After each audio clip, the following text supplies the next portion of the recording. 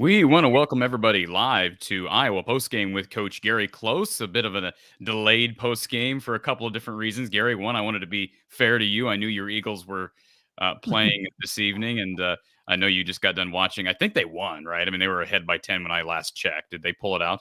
They won. Yeah. Yep, they did. Against a good Giants team. So, but of course, we're here to talk Hawkeye hoops, and we're joined this evening by the one and only Jess Settles. Jess, how you doing today? Oh, I was doing great until I just found out I was held off for 4 hours to wait on the Eagles to have this show. It's embarrassing, Coach. I could have gone anytime, but not from 3 to 6. Oh, stop. Unbelievable. Well, the Big Ten Network has been really kind to you, Gary, because Iowa's been playing on Sundays, but they've made sure to not schedule them during the Eagles game. So you've had a full day. And, of course, what better way to top off a Sunday than with Jess Settles himself? Just your thoughts about seeing the man on your right for the first time in I don't know how long. Well, if I'd known he was going to be on the show, I think I would have passed.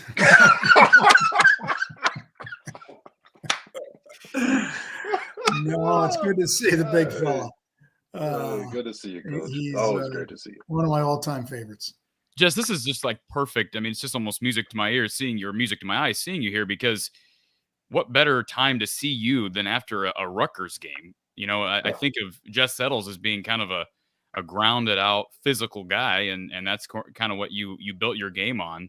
And RUTGERS, I mean, they are a physical brand of basketball. Iowa had to toughen out a win in that second half. We can jump into it. What did you see, Jess, in the second half from the Hawks, and how did they find a way to win at a very tough venue? It's just a spectacular win, and no one wins there. They only lose maybe 1 or 2 times a year, and it's amazing how much easier it is to coach when you're hitting 3-point shots, right? They were just reining them in today. Sanford finally found his stroke, and everything seems to work. I called the Rutgers-Maryland game a few nights ago, and Rutgers in person, they're so long, they're so tough, they scrap at you. It's just what Coach Pikel's teams do. A lot like San Diego State, Coach Dutcher out there. You just know when you play those teams, you're going to get a physicality and a toughness. And Wisconsin played a lot the same way during some of those glorious teams that they had. It's just so hard to score against them. So to go in there and just light them up, and I think I read this afternoon that they're the first team in 5 years to lead from start to finish in Piscataway. So a spectacular win. And as Coach knows, those are the greatest flights home after those types of wins. And that's a long flight, so you might as well make it a good one. I'll say they've been playing a lot too. I mean, you were talking the trip to Penn State. You come back home, get a good win against Indiana, when you desperately needed. You're down 21 in that game. You find a way to close it out. And then, of course, going back to the East Coast, from a coach's perspective, Gary, how impressive have these last 2 victories been? Well, about a week ago, the entire Hawkeye Nation was ready to give up on the season, fire the coaches. I didn't think they were going to fire you, Corey. A couple of them were. Oh, yeah, they were. Very true. What a difference a week makes. And you got to give them credit, because they gutted out a win over Indiana. And then, as Jess says, there's not going to be very many teams. They're going to go into Rutgers and win. And they just came off an unbelievable win over Purdue at Purdue. So I think that's the way this league's going to be. It's going to be it's going to go right down the wire. A lot of teams got a chance, unless somebody ups and runs away with it, which I doubt. It's going to be a crazy league.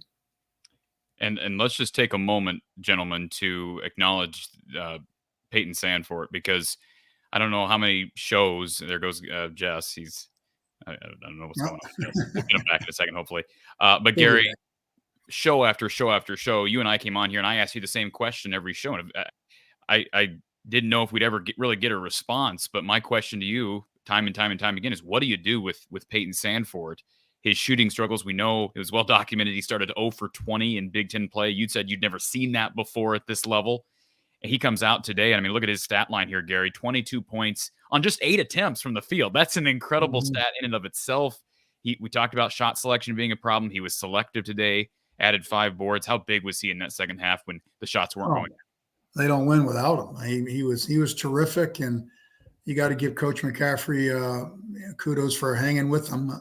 They didn't have a whole lot of options, but still, it'd been easy to pull him and sit him, and he's got confidence in him. He's around him every day, so he knows the type of player he is, and he just hasn't played up to his ability. Today he obviously did, and I thought one of the things they did that they haven't done recently is they did a lot more getting their threes after penetrating, either off the dribble or throwing into the post.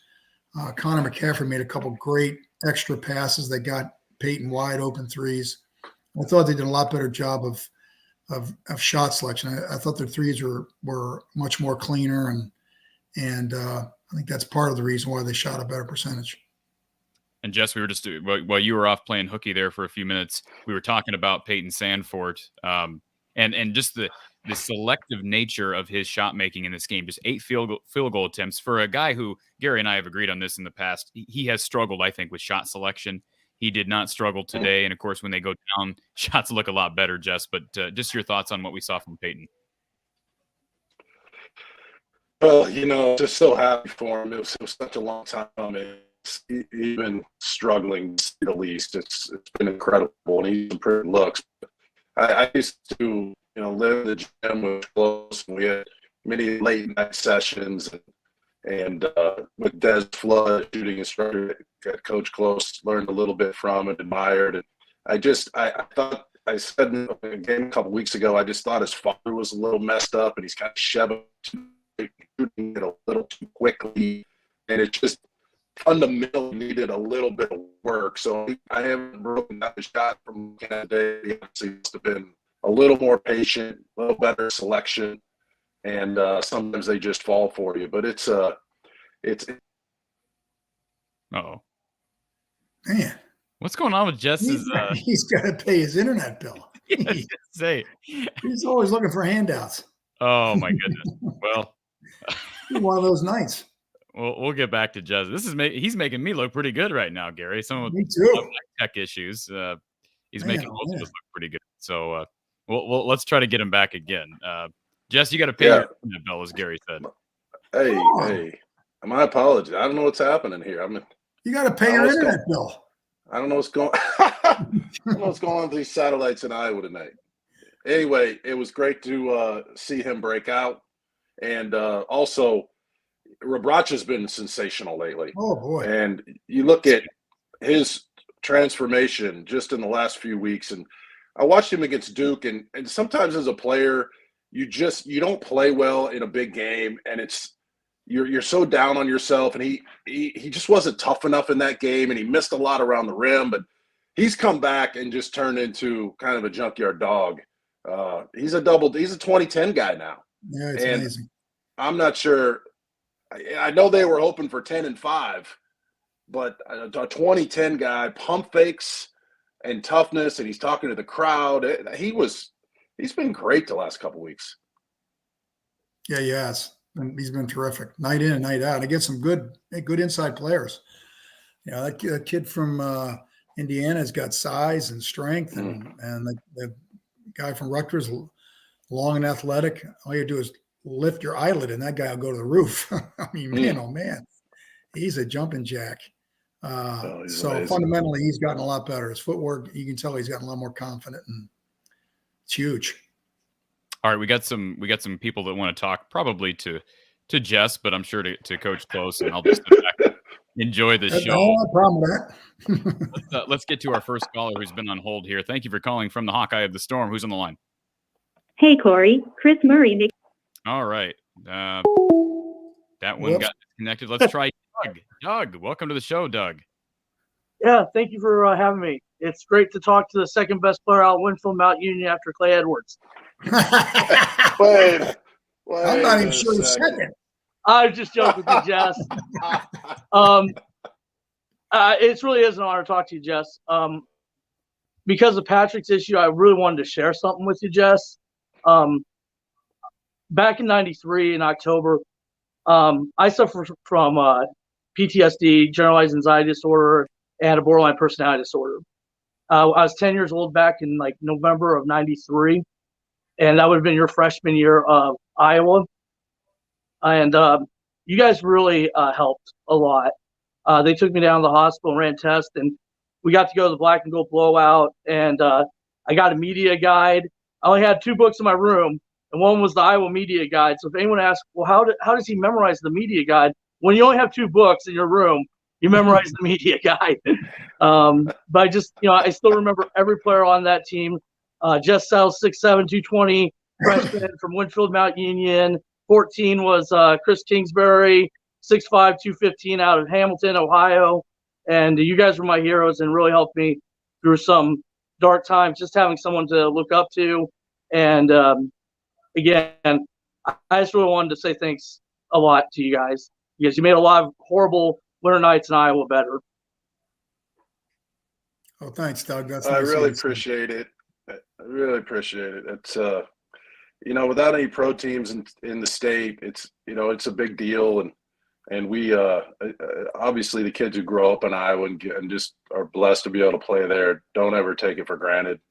And Coach Close recruited both Chris Kingsbury and myself, so it was fun that you mentioned both of us and with Coach here. And it's been a long time ago, but I really appreciate that.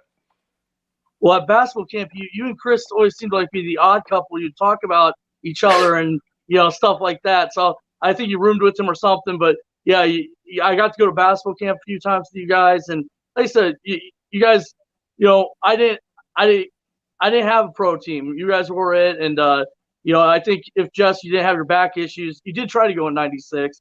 But if you would have had your back issues, you probably would have made the NBA. I always say the person that benefited the most from her back issues was probably Ryan Bowen. He got more playing time and got an NBA career out of it. So, but I really wish we would have gotten to see you healthy for 4 years, Coach. Yeah. Jeff. Well, I appreciate it. Ryan Bowen has had one of the more remarkable careers for anybody who ever came out of Iowa. To be able to guard that, and I mean, Coach Close played at a young age out of Madison, and just what the coaching staff did with him is just truly amazing, and Coach Close played a huge role in that. And I will say, speaking of Coach and he coached Chris Kingsbury, and I roomed with him. Like you said, we've never been the same. Well, again, thank you guys. That was a unique guy. Appreciate Doug's call, and Doug, one of our regular callers here, Jess, and he speaks highly of certainly of the '90s. So, yep. We've got ZJ who's been on hold. ZJ, Zach, welcome to the show. Thanks. How you guys doing tonight? Good, Zach. Good. It's great win today. Nice to see Peyton kind of get off the schneid a little bit. And any word on how Connor's doing with the hit he took at the end of the game? That's a good question. And I'll be honest, Zach, the reason we started late was not because of Gary's Eagles. I just got done watching the game here a little bit ago. So I haven't listened to any post-game coverage, press conference from Fran, nothing. So I don't know. What did that look like to you, Gary? It looked like just maybe Connor got kind of jacked in the jaw there. Yeah. Kind of coming back. Yeah. Those happen a lot. You get picked up full court and you don't see that coming. So loud Jim. So hopefully he's a tough kid. Hopefully he's okay. Do you worry about a broken jaw in that situation, or is that not? Or a concussion? I think that's what I would worry about as a concussion, but we'll have to wait and see. Zach?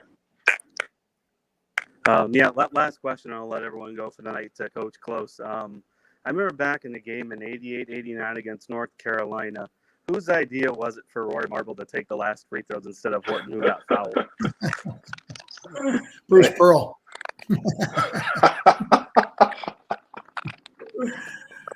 No, Roy claims he got fouled on that, and then we'll take his word for it. And he stepped up and made. That was actually the first.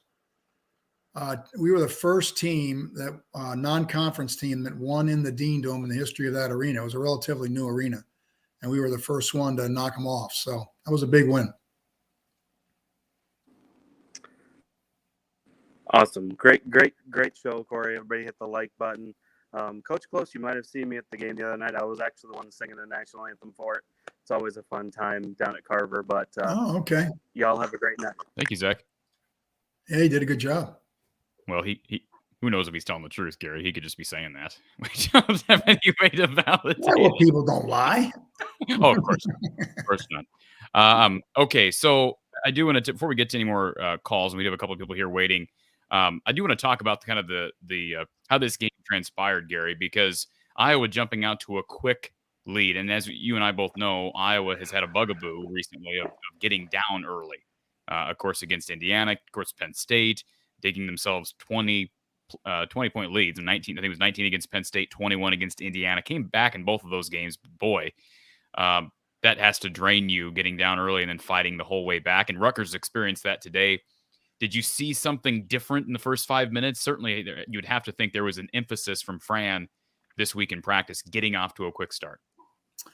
Well, I thought getting in that zone early was a real key. I don't know if that caught Rutgers by surprise. They played a fair amount of zone against Indiana, but they looked a little disorganized against the zone and didn't get a lot of good shots early and kind of led into transition opportunities, and offense kind of flowed from there. And then, like Jess said, you hit some shots, it just does wonders for your psyche. So I think it was a combination. I think in Rutgers' case, they had a huge win a few nights before, and for teams to really become really good teams, they got to learn to be able to handle success. And you beat a team like Purdue, you walk home and think, well, hell, hey, we're going to play Iowa. We're playing at home. We just beat Purdue. We're going to chalk this one up. And that's just not the way that league works. And I thought Rutgers was a little not ready to go, I guess you could say it at the beginning, and got down. And that was a big part of when the game was getting off to a good start. Hey, Coach, let me follow up on that.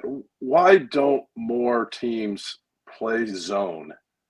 Just with all the ball screen actions and so many dynamic offensive players, why don't more teams have at least a package of it?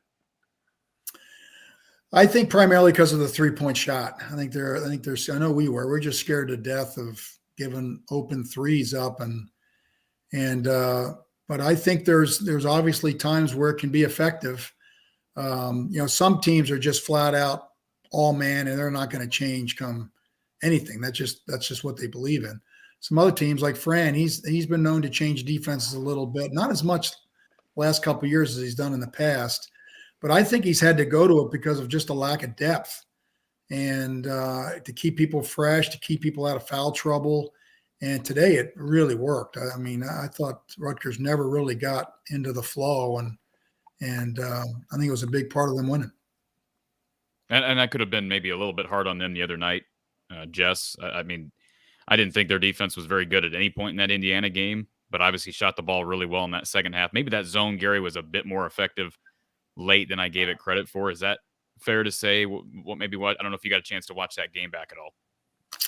Yeah, possibly. I mean, they obviously they won the game by outscoring them, but today I think it really was a factor. They kept Rutgers off the free throw line. They kept them from dribble penetrating, which they're very good at. I thought it was huge, and they didn't shoot well from three. So and Iowa did a pretty good job of controlling the board. So I think it was a big reason why they won. I'm not so sure he didn't do it because of depth, but I'll be curious to see if any other teams zone Rutgers more, having watched this tape. Anybody want to take a guess on how many twos did they make in the second half compared to threes? I'm talking about Iowa. Iowa? Yeah. Did you catch that stat? No, they made a bunch of threes though. They probably made more threes than twos. It was close. So it ended up getting closer at the end, but 7 threes and 9 twos. And for a long stretch, I think they had 0 twos until the last 5 to 6 minutes. Am I correct in saying that? And a lot of those threes were Peyton Sandfort. Yeah. And Rutgers made that push, Gary. Or maybe this is a better question for Jess, because you experienced this as a player. When you're on the road and you're trying to protect a lead, game is obvious. The basketball is obviously a game of runs. The rack is wild. What's that like, and how do you keep the guys who steps up in the huddle? Is it the coach? Is it a player? Is it Connor McCaffrey that steps up and and settles his guys down? Because you knew Rutgers was going to come, and they did. Yeah, those are always tough and high-pressure situations, and yet so rewarding when you come out of them. I back when we played, I mean, our coaching staff they were always the main voice. Call the timeouts. This is what we're going to do. Make sure everybody's organized. Once in a while, you have an alpha, a player who can just really get everybody motivated, keep everybody under control. It really helps to have. I played with Andre Woolridge, so when you have a closer like that, it just takes a ton of pressure off of everyone else. But the rack is, if most people haven't been there, and Rutgers has only been in the league not even a decade, I don't think. It's nuts. It's like the old field houses, like up in Madison and Iowa City. It's like that. It is so loud and intense. And I'm not sure the students were there today, but you really have to just keep your composure. Turnovers are the big thing, and you have to expect calls to go against you. So for them to lead from start to finish, to hold their composure down the stretch and to hit big shots was very impressive. There will not be many teams win at Rutgers this year. Gary, would you echo the same thing when a team's making it, especially when you're on the road? Yeah, that's I think what he said. That's where you got to make sure that you get a good shot, and not that you're going to make all of them, but you want to at least get a good look, and you want to make it difficult for them at the other end, and not give them any easy things or fouls or things like that they can score with the clock stopped and things like that. So that's where your guard play is real important, taking care of the ball and getting people organized, and they did a nice job of that down the stretch. I do want to reference someone mentioned, I think it was Jess mentioned Philip Bracha earlier, and he was quiet in that second half. But man, he's just a guy right now who, I mean, he is steady Eddie, and I think there's no question about it. Right now, he's the second best player on this team behind Chris Murray. And I think earlier in the season, you could maybe make the argument that Tony Perkins was flashing. And this isn't anything against Tony, but I mean, Phillip's giving you just about a double-double per game. I don't know what his conference averages are. I guess I could look here, but just your thoughts right now on what we're seeing from Phillip, Gary. Well, as we mentioned, he's been terrific. You can see the confidence in the way he's playing now. I think in the beginning you're almost kind of surprised when he made some of those moves. Now you expect them. And boy, confidence is a great thing. Well, when you got confidence, there's a lot of things. Sometimes you play better than you really are when you have good confidence. And his teammates are doing a good job of looking for him and getting him the ball, and he's delivering. And I think his passing's improved out of the post, because he's going to get more and more attention if he continues to play like he's playing. So, when you lose players like Iowa's lost throughout the year, you need people to step up, and nobody has stepped up more than that kid has. Tougher player, Gary, Jess Settles or Philip Bracha? Oh, you set that up on a tee for me. Oh my goodness. Big Philip. Who would have been the 90s equivalent to what we see Steve Peichel put out there on the court in Rutgers defensively? In the 90s? Era. That's a good question. Was there a team that played? I mean, the Big Ten's always been known to be kind of grounded. Maybe Purdue. Maybe Purdue when they were good. Purdue got a good win today. That was a big. In fact, they got two big time wins after losing at home. They could have lost 3 in a row easy. Maybe Purdue. What do you think, Jess? Purdue's kind of that. You remember it. They always had really tough kids, right? I mean, they kind of grab and hold. You could get away with obviously a lot more back then. It seemed like every team kind of had an enforcer, kind of a hard foul guy, or even a couple guys coming off the bench that would really maybe play 12, 15 minutes and use 3 or 4 fouls. So you can't do that anymore. But Amori around the rim is so impressive, and he's, like Coach said, he can just get off the floor so quickly. And then McConnell's the National Defensive Player of the Year candidate, and he's the Big Ten Player of the Year from last year. And he's so long and tough. Mulcahy's physical. Hyatt's physical. Mulcahy didn't play well today. That was another key, right? I don't think he made a shot, and he hasn't missed a shot in the last week and a half. Right. No, I agree totally. Let's add Tony to the mix here. Tony, hey, how you doing? you. Corey, can I send you a bill for trauma?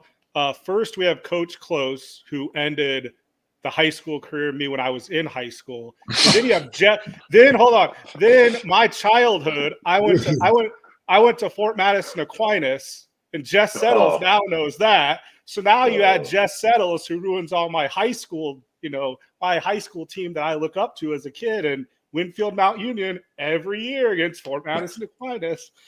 Isn't that where all the rich kids went to, was Aquinas? I don't know about that. But Jesse, I mean, those were some games back then. I remember that, the old super conference. So I just wanted to give you a hard super time conference, the old Deerwood. No, those were some great battles. There's a lot of good ball players down in that area. And sorry, we're sorry for scarring you, man. We didn't really mean to do it, but we don't feel that bad for you. That's all right. It's all right. I had a question for Coach Close.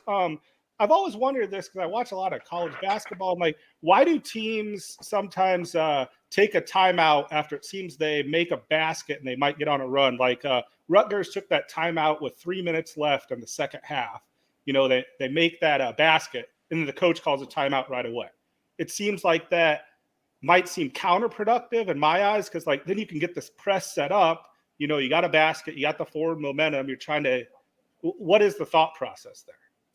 Yeah, that's a good question. I'm guessing he wants to go over some defensive things and stress them and make sure they follow what they want to do, because now every possession is big now. I was actually a little surprised by that timeout, to tell you the truth, because I think it only left him with one.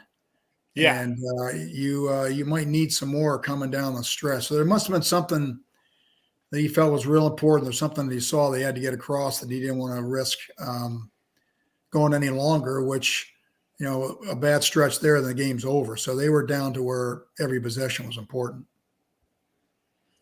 And then something you've mentioned in the past, Coach, you said you loved going against teams who are known for shot blockers, like Amore is.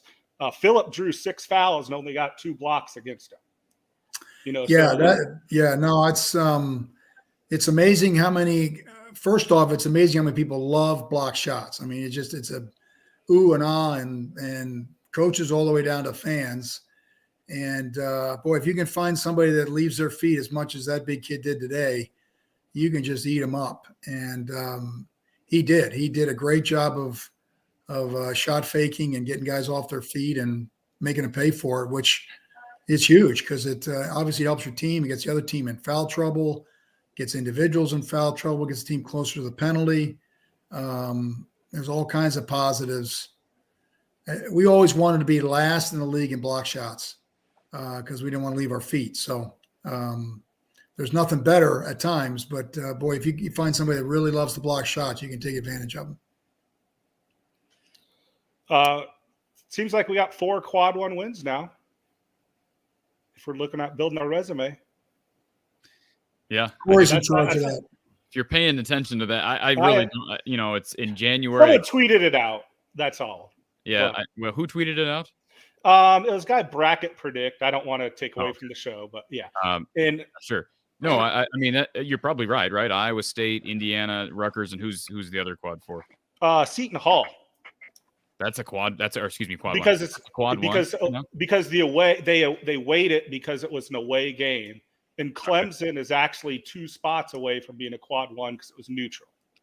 Yeah. Well, I think Clemson's in first place in the ACC. ACC. They're 5-0 in the ACC. They haven't lost. Really 5-0. Yeah, they're 5-0 in the ACC. Yeah. They haven't lost in conference play at least. Yeah, I mean that could end up. We said that a long time ago. That could end up being a really good win, Gary. Anything else, Tony, from you before we move on? Just one quick question for Jess. Do you have any more games lined up announcing on the Big Ten Network in the near future? I will be in Madison 3 games in a row, and I'm sleeping in Close's basement so I can keep my hotel per diem. I'm going to work on my golf swing because he's got all these wealthy ex-coaches have all these golf setups in their basements and they're all that. But no, I got an interesting week this week. I'm going to call a game in Nevada for Steve Alford's Mountain West team, Nevada. So I've never been to Reno, so I hear it's just incredible. So I'll get to see that for the first time. And then on Sunday evening or afternoon, I'll be back at the rack calling a Rutgers game. And then I think I have one more Rutgers game the next week. So for some reason I'm the New Jersey guy. I'm the East Coast guy right now. Wow. You said that was Wednesday, Jess? The first one? I think the Nevada game is Friday. It's Friday. And that will be on FS1, I believe. That'll be on FS1, and then the Rutgers game would be on the Big Ten Network. You want me to say your name or something? Is that what you're asking? No, I just like to listen to you. That's all. You don't even say my name. I don't care about that. I know. You've already broke my heart. So. I'm just kidding. Hey, look. Kingsbury texts me every game begging me to say his name. That's why I thought maybe you were doing the same. Oh no. Someone already said Connor was good, so I was going to add that. And Rutgers is a class program. I don't know if you saw the post-game press conference or you guys heard about that, but Rutgers gave Connor like the McCaffrey family a card wishing Patrick well. And Coach McCaffrey took some time in his press conference to mention that, this is more than just a game. Like, there's life, Well, I've never got life outside this. I have never, Gary, you may know differently, and Jess, you're real connected with the Big Ten. I've never heard anybody say a bad word about Steve Pikiell, so maybe I'm out of the loop on this, but he's been in this conference for long enough now. Jess, can you comment on what you know about Steve? I really like him. He just seems like one of the guys. He's very. Anytime I talk to him, he's very thankful to be in the league. Very thankful to have broken through. It's almost impossible, right? It's such a incredibly high pressure job every week. The scrutiny, the publicity, every mistake, just magnified. And then as Coach Close knows, you're dealing with so many young kids who have so many different agendas, and we're all a little bit selfish, and we're trying to make it and win and all these things. So it's an interesting fraternity. It's if you've never been around it, it's not something you would ever completely understand because the stakes are so high, the salaries are so big. It's TV. You're trying to survive. You're trying to win. He seems like he's been a perfect fit there.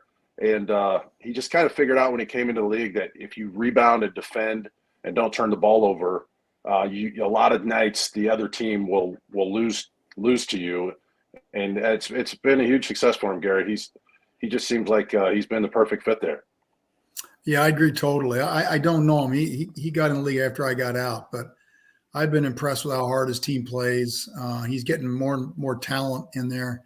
They're a tough out, and that's kind of the start. Is you want to build a program where people come to play, they know they played in the game, and that was a tough loss for him today after that huge win against Purdue. But I think they'll have a big factor in who wins it the whole year. I think he's got a really, really good team that plays hard. Thanks for your time, guys. I'll hang up and listen. So Thanks for calling. We'll see you guys Thursday. Thanks, Tony. All right, before we move on, I do want to take a moment to thank our sponsor, Brad Van Meter and his team down at State Farm in Des Moines. Give them a call at 515-256-6480 for a free quote on auto, renters, business insurance, whatever you need. Give Brad and his team a call. Visit him online at www.bradvanmeter.com. And, of course, a major reason to support Brad and give him a chance to save you some money is because he's sponsoring the programming here from the Hawkeye of the Storm. So thank you to Brad Van Meter and his team down on Fleur Drive in Des Moines. I do want to take a moment. We got a couple comments here in the chat regarding the upcoming Chris Street special. Jess, I don't know if you know anything about the special, but we've seen a couple of sneak previews. Just your thoughts as we near the release of that, Gary and Jess. Can you provide some thoughts on the Chris Street special coming up? Go ahead, Jess. Yeah, I was watching a game with my dad today. There was a clip at halftime, maybe a 2-minute deal. Did you see that, Coach? I did. Yep. And I don't know. It's going to be a really sad night in the state of Iowa, and for all of us. I really struggled with it. I sat down with him for a few hours. I know Coach Close did too. It was one of the tougher. It's one of the toughest days I've had in years. So I don't know what kind of angle they're going to take on it and stuff, but it'll be very special to see the old photos and to see the interviews, and it's going to be all guys from all around the league, and it's going to be very special. But I think for Coach and I, it's going to be a really tough night. That's well said, Jess. I don't think I could add much to that. That's kind of echoes my sentiments as well. It's I know they'll do a great job with it. I know they spent a lot of time doing it, and they talked to a lot of people, and I know he originally wanted to make it 2 hours, and they made him cut it down to an hour. Yeah, I think Jess described it perfectly. It'll be something. Well, we look forward to that release on BTN here coming up in the coming days. Getting back to specific memories for you, Jess. Carrie wants to know, what's your favorite memory from all time at Iowa, or from your time at Iowa?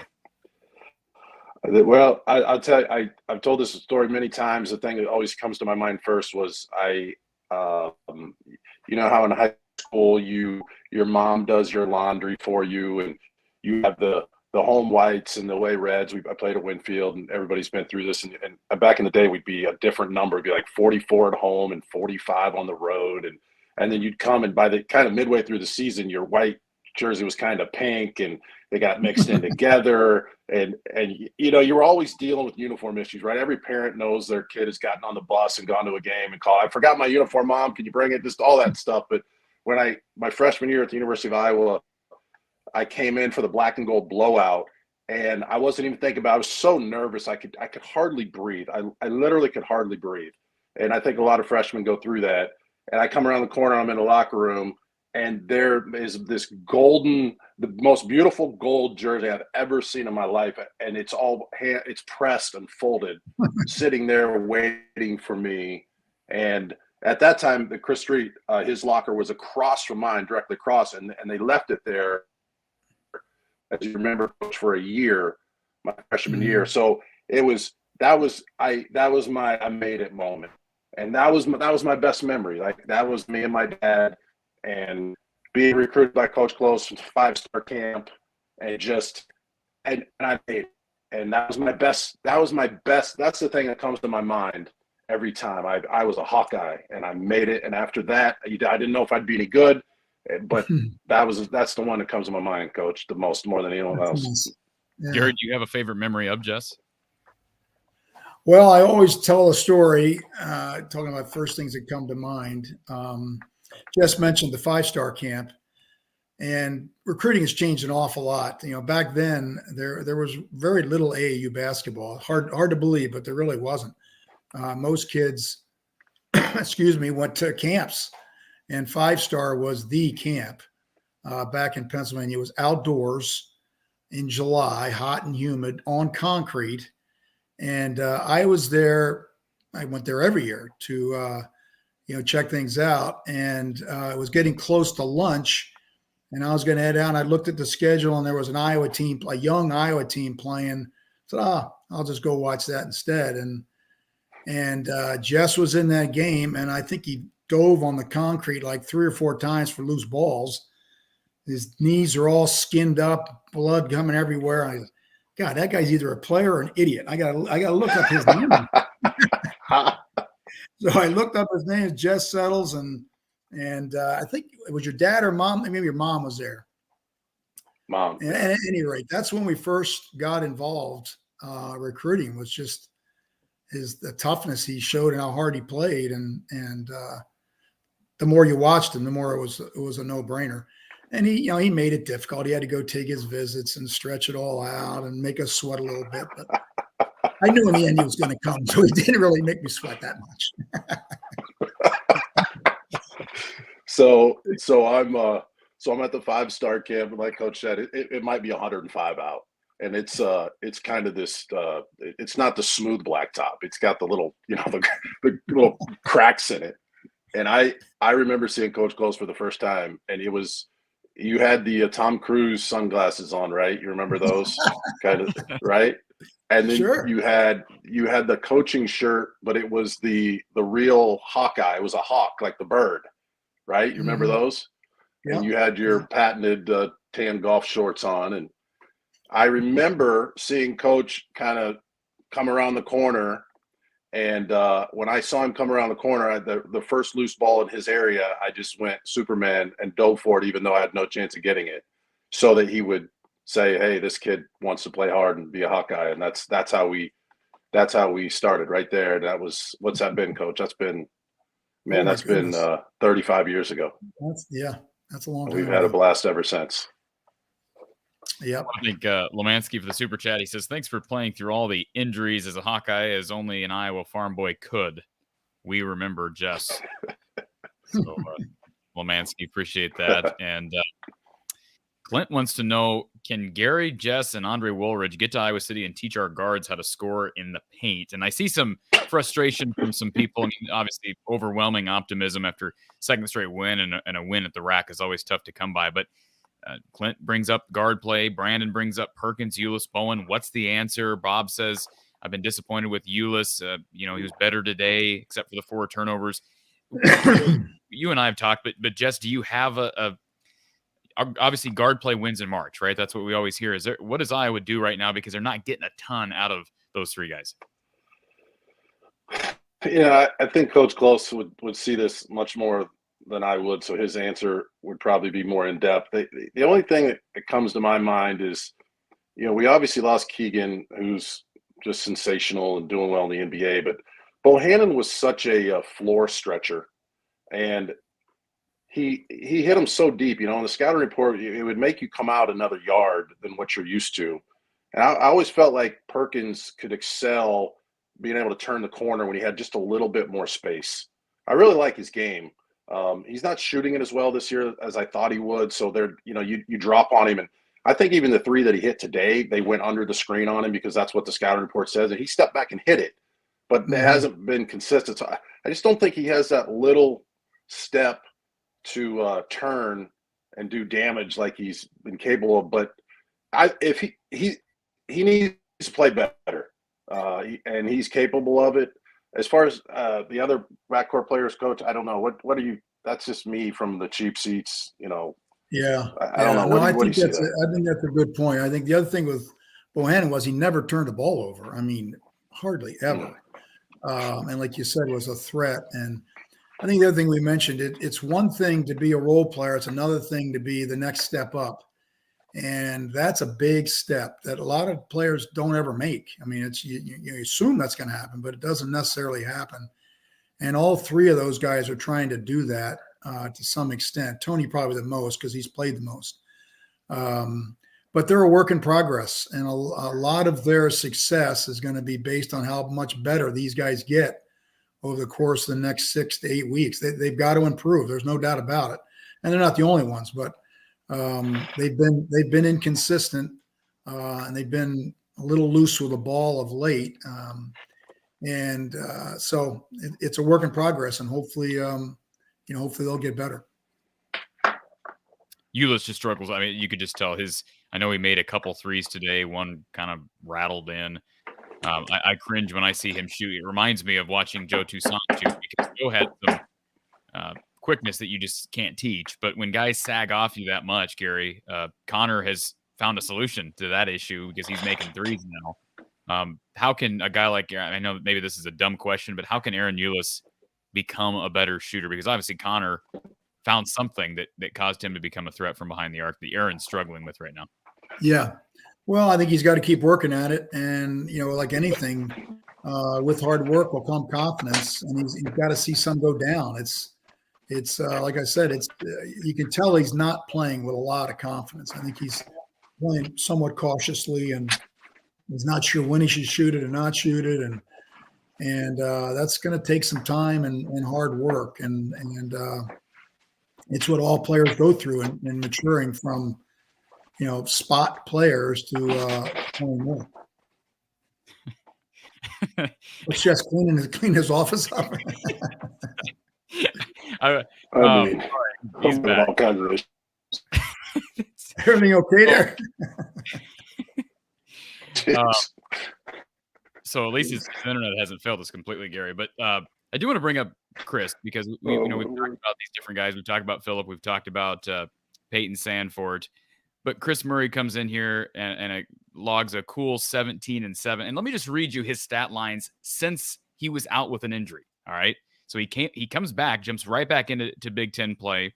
And despite the poor performance as a team against Nebraska, he puts up 17-8. At Penn State, he gets 32-9. Against Indiana, 30-10. Today, 17-7. I mean, those are I don't say pro numbers, Gary, but he struggled at times, even when he was healthy earlier in the season. We talked about the TCU and the Clemson games where physicality caused him problems. Those things aren't causing him problems anymore. What have you seen that's different since he's come back from being hurt? I think he's gaining confidence. I think his timing's getting better. It's the same thing. Everybody assumes he's going to be a phenomenal player, but until you actually do it, and he did it at times last year, but it wasn't something that was necessary because they had other guys that could do it. It was more of a, hey, if it's a bonus if you can do some of the things he's capable of doing now, he's got to do it because we just don't have enough without him, and that's a significant step. And he's just gaining confidence. I think he's feeling good about his game, and that's scary for the rest of the Big Ten teams because he puts up those numbers consistently. He's going to keep them in games. Jess, what are your thoughts? I mean, we've asked you before about both Murray twins, but what Chris has done these last few games seems to be he's taken it up a notch. Just your thoughts on Chris? Yeah, I have a hard time processing that Chris Murray is this good. People will say, "Are you surprised? Are you shocked?" I'm surprised. I did not see this coming with either one of them. And Kenyon would fill me in over the years, and they're in prep school and they're doing well. And I just cannot believe that Keegan was the 4th pick in the draft and arguably the most talented player in school history. I mean, he's just that sensational. And then Chris, just was patient, stayed humble, waited his turn, didn't play much that first year, has matured and gotten so much better. But yeah, when he's making plays like he's making, and his shot is so pure, he's not afraid to mix it up on the boards. He's a good passer. I think the last few weeks he's done better staying out of foul trouble, keeping his hands off of guys. Mm-hmm. But he's just a huge factor going forward, and obviously he's the one guy that's got to stay healthy. I mean, he has to be out there. But Kingsbury and I are on a podcast in a couple weeks with Kenyon, and we're gonna have a blast because I'm just so amazed at what's happened to their family over the last 3 or 4 years. It reminds me a little bit, Coach, when you were recruiting, when you were at Wisconsin, you were recruiting Doug McDermott a little bit, and Harrison Barnes at Ames was just a superstar and deserved it. And I remember you kept telling me, hey, I think Doug's going to be a player. I think he's going to be a player. And he kind of like Chris a little bit, where he's just under the radar and knew the game. And I don't think you guys had a scholarship for him, but I know it was discussed. Yeah. And you're like, hey, Bo, I really think a couple years from now, if this guy sits the bench, he could, it was a Frank Kaminsky, Sam Decker type of guy. Well, and then it's got to be so rewarding for you guys at the level you coached at to have these surprises, and you think they're going to be something, and they even exceed your expectations. I think Chris has done that. There's nothing better. I mean, there's literally nothing better. Just seeing him getting better and better, and it's been, like you said, these last couple of years, the way those guys have come on is. I hope Hawk fans are appreciating it because that doesn't happen very often, and so you better enjoy it while it's here because it won't last forever. Gary, is this team? I mean, is this team back? Like we're this as fans, you're on a roller coaster, right? I mean, you think the sky's falling at 0-3, and now you're all of a sudden you're 2-3, and you're like, well, we got 3 home games coming up here, Gary. I mean, it's incredible. But I mean, is this team? How much has your opinion changed over the course of the last week?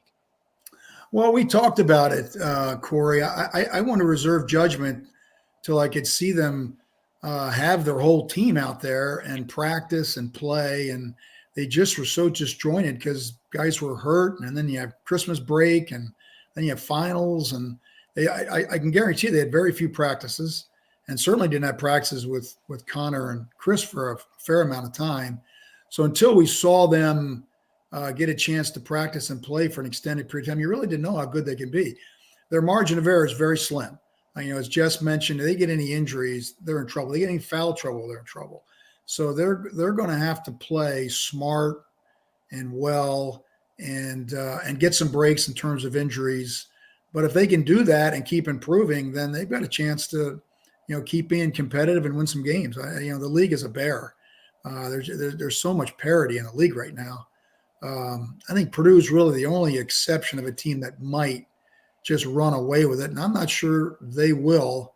But everybody else is just all kind of jammed in there, and on any given night, Illinois looks horrible for 2 or 3 games, and then they beat Wisconsin. So it's going to be a crazy league. But Iowa's on the right track. They've got some warts that they got to keep improving.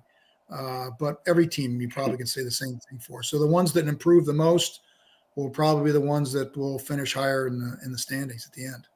Jess, I can tell you that people did not agree with Gary. This was after the Nebraska game. I can go back and pull up that video footage, but Gary said exactly what he just claimed to say, that we just need to wait and see. I mean, we're talking coming up. Let's be honest. You called the Eastern Illinois game, Jess. That's whether you want to say it as a former Hawkeye, and I'll say it's one of the worst losses I think in Iowa history. I don't think that's exaggerating, Gary. That's fair? One of the worst losses in Iowa. One of them, yeah, right up there with UC Riverside. But my point is, Jess, you called that game, Jess. But Gary sat here after that game and after the game against Nebraska and said, let's just wait and see, because this team has been dinged up. They haven't been practicing together. They've been off on break. And it's like in that second half of Penn State, things clicked. It's kind of a weird start to the Indiana game, Gary. I mean, to fall down, what was it, like 23-5 or something insane like that? Franz losing his mind, but then the team comes all the way back and quick start today. Is that how you would nail down as far as an explanation for this, Jess? What Coach Close just said, that they had been dinged up and it just takes time when you're trying to come back from injury and when you're dealing with break and whatnot? Absolutely. I mean, Connor and Chris did not play in the Eastern Illinois game. If they play, they win that by 20, and you go home for break happy. Those are just miserable games to lose before a break. I think we lost to Rodney Buford and Ryan Sears and Dana Altman at Creighton, I think a couple days before Thanksgiving once, Coach, and I couldn't even eat my Thanksgiving dinner. It's just those losses right before the break are miserable. But they just haven't been together. I agree with everything that Coach just said. They haven't practiced together. They had no depth. And that being said, you're down 20 to Indiana at home when everything's clicking for them. You lose that game, and then you have to go to Rutgers. Obviously, you're in big trouble from a fan's perspective and from an analyst perspective. But guys like Coach Close and Fran McCaffrey and Bo Ryan and Tom Davis, you lose 5 in a row, it's not over. There are a lot of other teams. Look at what happens in Indiana. I mean, they lose their point guard and they lose Race, and Northwestern goes in and smacks them around today. You stay the course. You've been there before. You block out the noise, and you keep getting better. But those are massive wins. Indiana and Rutgers, those are massive wins over the last couple of days. And I would imagine in the locker room, everybody's mindset is completely flipped to the positive from just trying to survive the week. Exactly. Yeah, I agree totally. And Gary, I was, again, tied up most of the day. So Indiana was down big and must have tried to come back again and fell short. So, I mean, I know this is an Iowa show, but that's 2 straight games now that they've dug themselves a hole, come back, and then lost by 1 or 2. I mean, we talked a little bit about Indiana the other day. Are you worried about them if you're an Indiana fan right now? Well, there's a good example. They got injury problems. They've lost 2 really good players that obviously affect the way they're playing.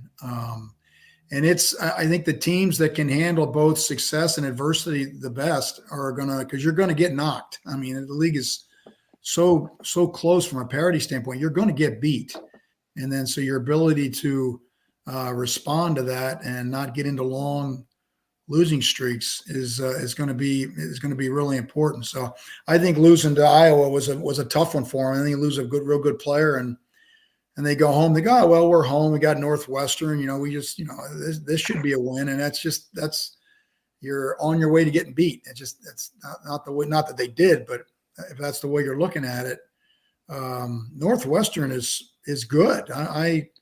I'm surprised how well they're playing right now. But that game wasn't even close. They led that game pretty much from start to finish. This hour has flown by. Thank you, Jess, for being here. I do want to we got one more caller. I want to do some quick fire questions to finish this thing off. James, welcome to the show. How y'all doing today? Good. How are you, sir? I'm good. First off, let me ask Jess a question. So obviously you're from Iowa. So like I'm obviously didn't have this talent you did. I'm not that tall. I'm 5'10", but luckily I have a little bit of IQ. Enough to coach high school basketball, at least about the game. But like for you, what was it like going to Iowa, being from the state of Iowa? I just always am curious about that, because like I know me, like obviously I don't have the gifted talent, but I always grew up an Iowa fan no matter what. So my goal would have always been to go to Iowa if I had the talent. Yeah, look, I grew up, 35, 40 minutes south, and always loved the Hawkeyes going back into the Lute Olson era. And obviously Hayden Fry, and then when Dr. Tom and Coach Close came to town and just lit the state on fire in the late 80s and became the #1 team in the nation, and BJ Roy and Ed and Les Jepson and Loha. And it's that first couple of years, it didn't seem like they ever lost a game. And then Campbell hitting the big shot against Oklahoma, and one half away from the Final Four against UNLV. Those were my impressionable years. So for me to be able to be recruited there, play there, there was nothing better for me being an Iowa kid. Yeah, that's always how I think people would feel. It's just obviously nowadays NIL makes a little bit more of a decision harder for some kids in my eyes. But I was just interested in that one. But about the Iowa game today, I felt like this is what you wanted to see in a way, and especially them keeping the lead the whole time. Because once you get back 6, I know it's tough to try to fight back. And I was listening to Pikel talk. He was talking about, he was very praising Iowa a lot, but he was talking about like how they got to 10 and then Iowa would just hit the shots they needed to get it back. And then he felt like his kids could fight back, but they couldn't just get over that hump. So I feel like that could be good. Obviously in a Big Ten play, I guess a team like that who beat the #1 team in the country earlier on in the year. How do y'all feel about like that? Like, I know college is different. So like, is the momentum, especially in Iraq, does the momentum affect the game as much as it seems? Oh, for sure. Yeah, there's no doubt. That's why that win is I just said, that's impressive. They may not lose another game there. That's how tough that place is, and that's how good they are. They just got done beating Purdue at Purdue. That's the only loss Purdue's got. So that, and they had a tough game against Indiana, a quick turnaround, another trip back east. So I think it's the best win of the year by far, and hopefully they can build on it. They got to enjoy it, and then they got to get going again, because it just comes one after another. It's going to be crazy this year in this league. For sure. I appreciate your phone call. I'm running out of time here, but you're good. You're good. Enjoy your night, and hopefully we can get Michigan. It's going to be a good matchup between Rebraca and Hunter Dickinson. So yes, it will be. Thank you, sir. Yeah, that's a great little point there at the end. Jess, just your thoughts on the Dickinson. That's a size advantage to Michigan, but Rebraca has held his own. Now he hasn't gone up against Dickinson or Zach Edey yet, but he's held his own against Amori. He held his own against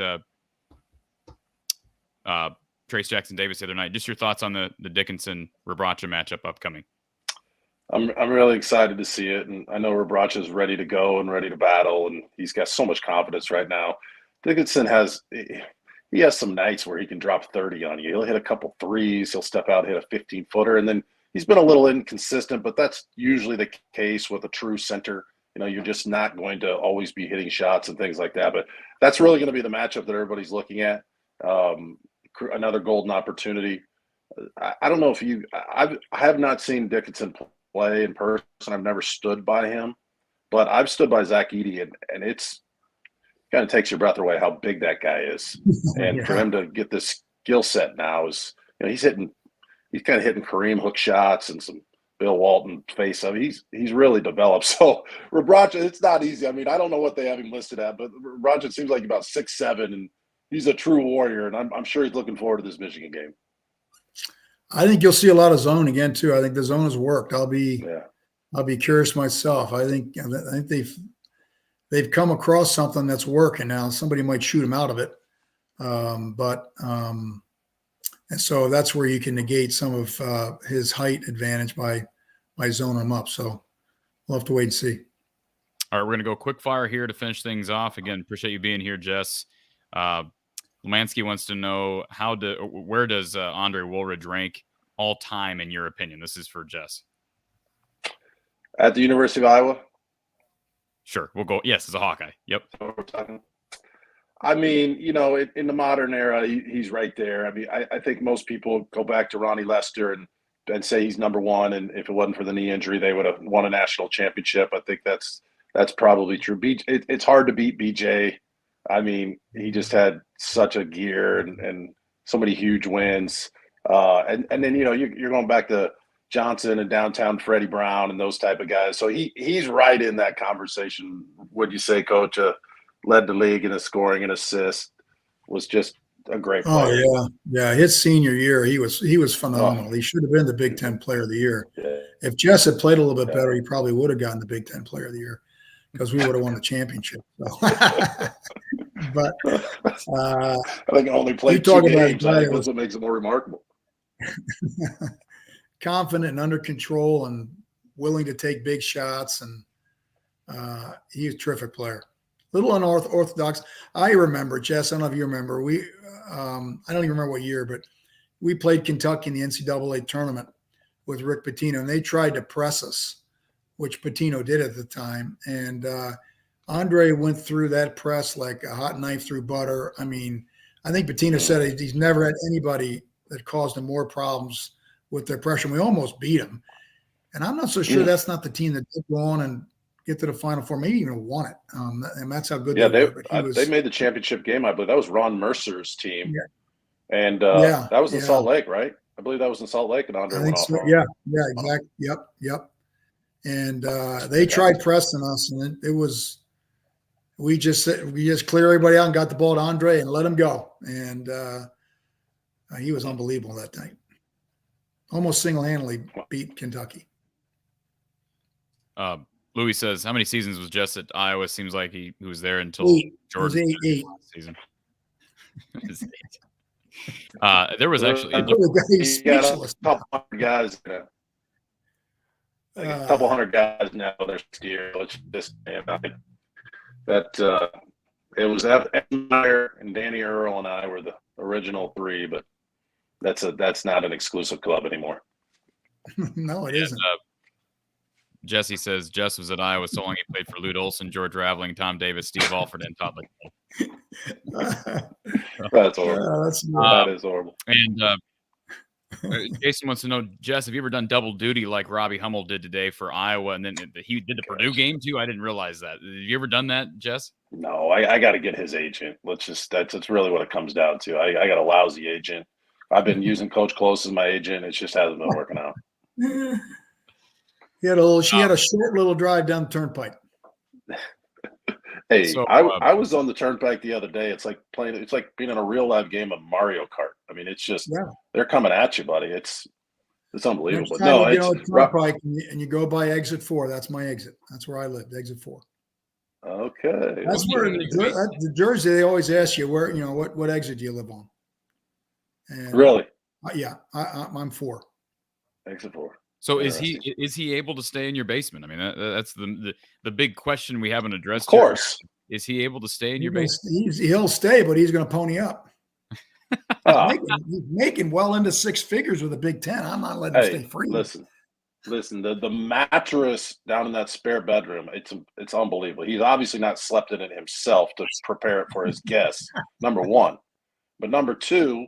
He used to make me pancakes in the morning. They were really good. Now he just kind of getting older. He doesn't want to do it as much, and it's disappointing. I didn't think the show would end up us talking about the mattress in Coach Close's basement, but yeah, it's down the steps and to the right. I've been there a few times. It's but he does make good pancakes. He really does. I do. Yeah. you put sour cream in them, Gary. How do you make them? No. Do you make them? Wait. No, I'm not going to give up my my recipe, but sour cream, I not They heard make- that. You put a dollop of sour. It makes them really nice and fluffy. Yeah, I'm going to try that. yeah. You need to try. I'll let you know. So are they flat or are they fluffy, Jess? Final question on the pancakes. Oh, they Are got a little flat? fluff to them. They got a little fluff. Okay. Maybe you don't Oh, need yeah. sour You cream. gotta have it. You got to have a little fluff. Oh, Maybe yeah. you don't need sour cream. Ben wants to know, Jess, were you ever close to going anywhere besides Iowa? No.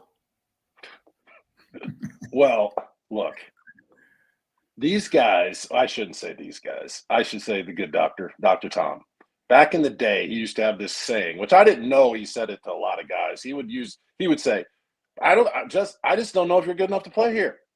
I don't know if you're good enough to play here. So I'm sitting there in the office with Close, my dad, my mom. My mom takes offense. What do you mean my son's not good enough to play here? And I take offense. You're supposed to get sucked up to when you're being recruited. And my dad is like, he loves it. Like, yeah, I agree. He's got to get better. So I you go home a little offended. Do these guys really want me? All that stuff, all that nonsense. But on the other hand, I visited Michigan. I visited Notre Dame. Those are incredible visits, right? You get 5-star treatment at some of the schools you grew up watching, but it was going to take a scandal not to get me to go play for Close and Coach Davis, but you got to milk those trips once in a while, right? I think that was a good decision. Oh yeah, no doubt. You only go through that once. Of course, this day and age, now you go through it 3 or 4 times. But back then it was only once. So do it up. Can you imagine? That reminds me of a story. If we've got enough time, I got to tell when Jess talks about Tom saying that guys aren't good enough. When we were at Stanford, Stanford was a horrible program at the time. We were just trying to build the thing up, and I thought I found the answer to our problems. And to make a long story short, I took Tom to go see this kid play, and he was horrendous. I mean, he just played horribly. I said, Tom, he's a lot better than that. Trust me, I've seen him. He's good. So we brought him on campus a couple of days later, and we sat him down in the office, and Tom said the exact same thing. He said, Todd, the kid's name was Todd Lichty. He said, Todd, you're a great kid. You're a great student. You had family that went to Stanford. But I'm telling you what, I don't think you can play. I don't think you're good enough. And I'm going, oh, God, I can't believe he said that. And I could tell right away he was mad. I mean, he was mad. About 2 or 3 days later, Coach calls me in the office and says, hey, check this out, Gary. It's a letter from Todd Lichty. And he said, dear Coach, thanks for having me to Stanford. I enjoyed the visit, blah, blah, blah. Sincerely, Todd. And he said, P.S., by the way, if you don't think I'm good enough, I'm going to go somewhere else and I'm going to kick your ass. And I went, yeah, I like that. So we went down to the superstar camp in LA like the next weekend. And he is the MVP of the camp. And I mean, you're talking all the best players on the West Coast. So now Duke's calling and UCLA's calling. Okay, TD, you better finish the deal now because you got us in this hot mess. And fortunately, he was a lot like Jess. The only place he wanted to play was Stanford. So he committed a couple of days later, and he was just recently got passed as the all-time leading scorer in Stanford history. And Tom didn't think he could play. Yeah. Is it fair to say that's just motivating you? That's just motivating you. Right. He wants to see if you're coaching. Yeah. Right. Just, were you? So Gary was the primary recruiter for you, correct? Oh yeah. That from 5-star, from when I dove at his feet and he saw me and made a few notes, that was it. Started getting letters from them. I mean, you're the only one. I don't ever remember even talking to Coach Davis much until kind of at the end. So Gary was he came out now. We can talk about this on another show, but when I visited Notre Dame, Fran McCaffrey was the assistant at Notre Dame, and Julia Roberts was in town that weekend, the actress, and they have this big football pep rally at the night before, and I got to meet her, and there's some funny stories with that. But Well, that's illegal. I always tell I people smell a- I chose. I smell a violation there, Hey, Jess. I chose. Yeah, I mean violations they happen. Just You statute chose violations, they me happen. over Julia I tell- Roberts. Yeah. Oh, I chose my. you over Julia Roberts. That's what you put in my mouth. I chose you over Julia Roberts. That is embarrassing. Oh my goodness. Better comb that hair, I know. Gary. And I thought he was smart. I know. Oh yeah, there she was. Notre Dame. Now they knew how to recruit, buddy. You should have stepped up your game up a little bit. But we always I just stepped up just enough. Just enough. But it would have been. It was going to work out. It was going to work out. They would have had to really screw it up to not get me to go there. Now, this is the last basketball question. They got a couple of kind of lighthearted questions. Kyle says, this is my substitution formula. Starting five played 25 to 30 minutes. Bench played bench 5, 10 to 15 minutes, 11 and 12, 0 to 5 minutes played per game. Well, first of all, you're not going to usually go that deep, right, Gary? I mean, let's give a shout out to Carter Kingsbury, who logged some significant minutes again today, Jess, and he's done that a couple of times now in Big Ten play. But how would you distribute minutes right now, Gary, with this team, the depth issues? Obviously, you're trying to. If Philip Rebraca goes down, I don't know what you do. I mean, what do you do if Philip Rebraca goes down? That's a big question that hasn't been answered. Yeah. How do you weigh minutes right now for everybody? Well, I think right now that Chris and Connor and Philip are getting as many minutes as they can handle, without getting too fatigued and without getting in foul trouble. And then you're gonna spot people around them. The three guards in Sanford, and that's pretty much it right now. They just don't have a lot of depth. Couple other guys off the bench, but those guys are going to get the bulk of the minutes until other guys show that they deserve more. And so it's not a deep team, but I've been with teams that weren't necessarily real deep. As long as you're lucky and don't get hurt, don't get in foul trouble, you can make it work. But obviously your margin of error is not as great. And one thing I do like about Fran, Jess, is Fran is not afraid to go to a guy like Riley Mulvey, who hadn't played for a month. He went to him briefly in the Indiana game. He goes to Carter Kingsbury, who's a walk-on. He's not afraid to make those moves, and he has confidence in guys 11, 12, even 13 at times.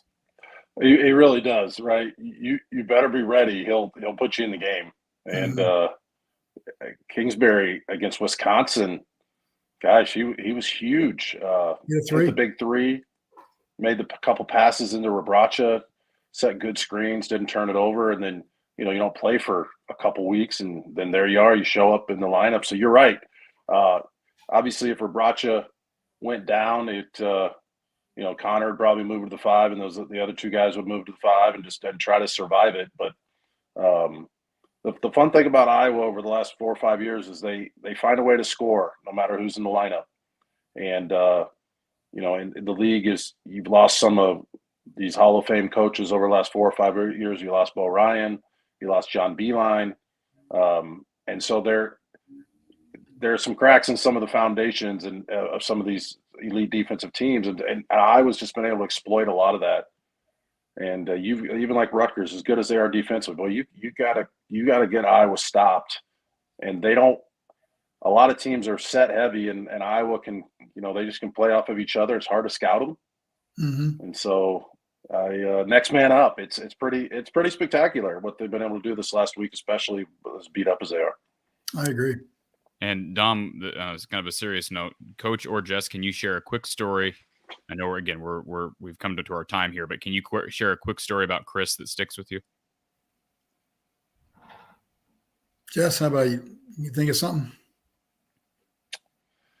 I got to know him probably the most through the Primetime League. Mike Street, and he's talking about Chris Street, right? Not Kingsbury. Yep. Mike Street. Yeah, Mike Street and my dad are very similar. They just love being outdoors, love hunting, love their boys, and so my dad, who Gary knows very well, my grandpa JT Settles, and Mike Street, they really connected at those primetime games, And I remember my grandpa JT would bring a case of Pepsi every night, and those guys would sit around and break a Pepsi and talk and just get to know each other. So those relationships were really special. I always look forward to that. And then I've told the story a few times over the years. I don't know exactly when it was, but I was a little bit confused on, committing to Iowa and a little confused by, do they really want me? And we already talked about that. And I remember Gary calling me and saying, come up and go to class and spend the day with Chris, and he'll help you through this process. And so I got to Carver right down back there, and Gary was there. And then I think Chris comes around the corner on his motorcycle, and Gary's like, you mind getting on the motorcycle? And I'm like, well, my folks don't tell my folks I got on the motorcycle. This is Chris Street. I'm getting on the motorcycle. And so I remember him driving me around Iowa City. And then I actually went to a couple classes with him. And I sat down. We went to lunch. And Gary just let us go. He just wanted me to spend time with Chris. And Chris, I sat down at lunch, and I just started hammering him with all the questions right back then. Is Coach Davis going to be around? Why does he substitute so many guys? Does he really want me? Why isn't so-and-so playing more minutes? And he just, as if you were talking to Coach Close and TD, he just started just hammering every statement I said. That's not true. That's not true. Are you an idiot? That's not true. If you're tough enough, and just answered every question. And I believe as the years go by and it all merged, I believe I went home that night and called Gary and said, I'm going to be a Hawkeye. Mhm. He made everything clear for me. Yeah. And he was a big reason why I had full confidence coming in there that I could do it. And that's what his personality was, Coach. Yeah. He told you exactly how he felt. I remember kind of like what you were talking about when we first saw him was when he came to camp for his junior year in high school. And, he just tore the camp up. And so we decided to offer him, which at that time, nobody had ever done before. I think Damon Bailey from Indiana was the only underclassman that ever got offered a scholarship. It was never done. In fact, we took some heat for it. How can you take a guy you don't even know if he's going to be any good or if he's going to be a good student, blah, blah, blah. But anyway, we decided we were going to offer him up in Coach Davis's office. And, Tom's very low key and, hey, it's an offer. You don't have to, you don't have to commit or anything. Take your time. It's just, we just want you to know that we think you can play her. And Mike Street's going, well, geez, Tom, we don't even know what sport Chris is going to play. He's an all-state quarterback, and he's got a 95-mile-an-hour fastball, and we don't even know what sport he's going to play, much less where he's going to go. And so anyway, we finished the conversation up. They're all walking out of the hallway, and Chris turns around, comes back in and says, I'll give you a call here pretty quick. And he did on his way home. So maybe other than Jess, maybe my easiest recruit of all time. It literally was one visit. So, but he was a kid that knew exactly what he wanted, and it was offered, then he just grabbed it and went. Yeah. Epitome of what it means to be a Hawkeye. I'm sure you'd Yeah. agree with that sentiment, Gary. Yeah. All right. Circle Herc says, I know we can trust Coach and Jess to answer the tough questions. True or false, Dr. Tom can tie his shoes with his feet. And then he also adds, isn't it true that Dr. Tom once tried to lose weight but couldn't because Tom Davis doesn't lose? Oh, that's a good one. Good ones from Circle Herc. And this has been a pleasure, as always, Jess. Like I said last time. Jess, thanks for coming on. We got to do a show in person at Pinnacle Bank Arena, and this is a pleasure to catch up with you. You're obviously welcome. I know you're busy, but you're welcome anytime on the show. And no, that's it. One time's plenty. Yeah. Gary is our producer and analyst. Hey, I appreciate it, guys. Great job. That was really fun. That was fun. Well, a reminder to everybody, we got Iowa basketball coming up on Thursday. A big game back in Carver, 6 p.m. Central Time on ESPN2, of course, to be followed by Iowa postgame with Coach Gary Close. And, of course, stick right here to From the Hawkeye of the Storm, Hawkeye coverage, Hawkeye football, basketball, and the like. For Coach Gary Close and the one and only Jess Settles, Thank you, gentlemen, for being here, recapping another Hawkeye victory. We will talk to everybody on Thursday following Iowa and Michigan. Have a great night.